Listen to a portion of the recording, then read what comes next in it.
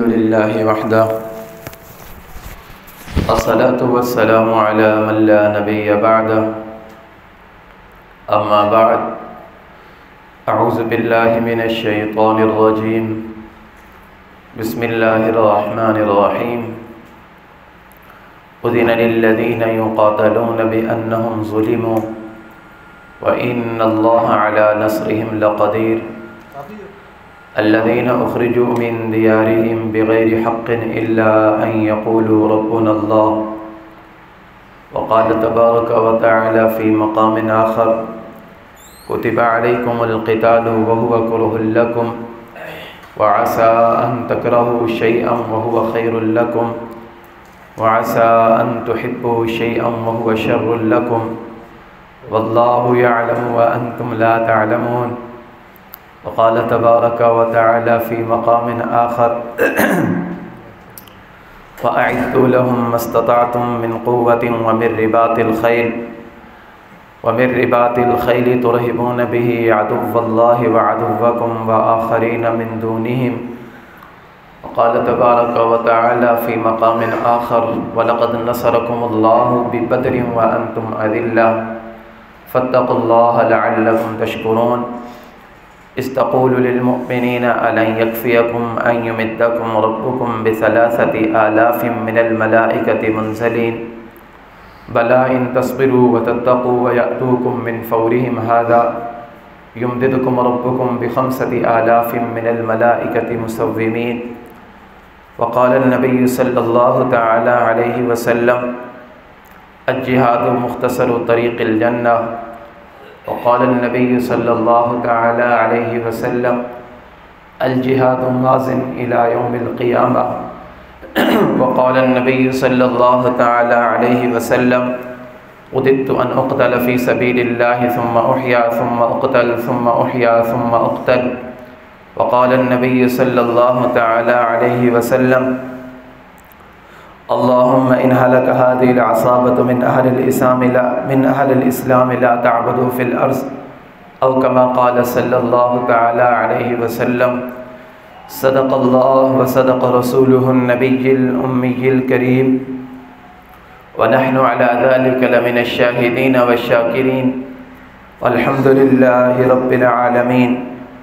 نماز اچھی، روزہ اچھا، حج اچھا، زکوٰۃ اچھی، نماز اچھی، روزہ اچھا، حج اچھا، زکوٰۃ اچھی، مگر میں باوجود اس کے مسلمان ہو نہیں سکتا، نہ کٹ مروں جب تک خواجہ بطحہ کی حرمت پر خدا شاہد ہے کامل میرا ایمان ہو نہیں سکتا۔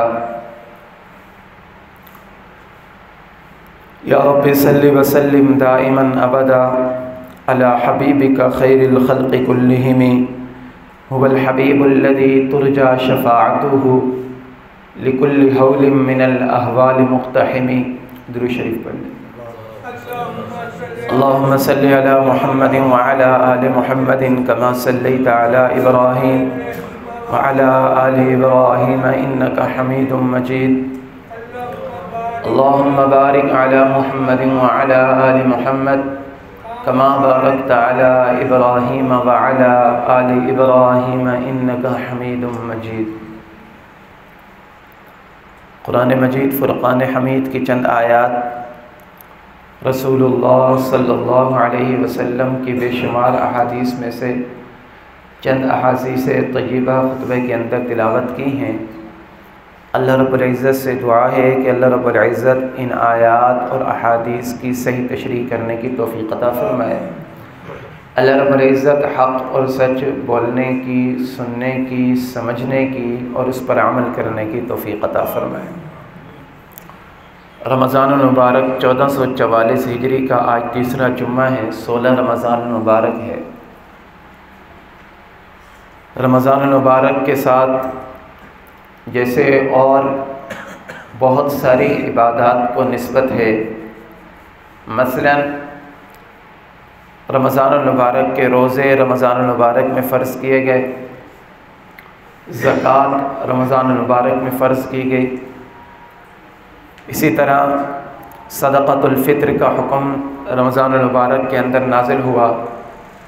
عیدین یعنی عید الفطر اور عید الاضحیٰ، ان کی خوشخبری رمضان المبارک کے اندر دی گئی۔ قرآن پاک کی تکمیل یعنی قرآن پاک پورا رمضان المبارک کے اندر اترا لوح محفوظ سے فرشتوں کے پاس، اور حضرت جبریل امین سے جناب رسول اللہ صلی اللہ علیہ وسلم پر 23 سال تدریجاً آہستہ آہستہ تھوڑا تھوڑا جناب رسول اللہ صلی اللہ علیہ وسلم کے اوپر نازل ہوا۔ اس لیے رمضان المبارک کو قرآن کا مہینہ بھی کہا جاتا ہے۔ میری اور آپ کی زبان میں رمضان المبارک کو زکوٰۃ کا مہینہ بھی کہا جاتا ہے۔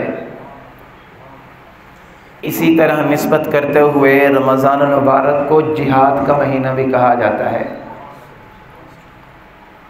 کفر اور اسلام کے درمیان پہلا فیصلہ کن معرکہ، جس کو یوم الفرقان کہا جاتا ہے، غزوہ بدر کے نام سے جس کو یاد کیا جاتا ہے، وہ عظیم الشان معرکہ 17 رمضان المبارک سن 2 ہجری کے اندر پیش آیا۔ گویا کفر اور اسلام کے درمیان فیصلہ کن معرکہ، فیصلہ کن جنگ،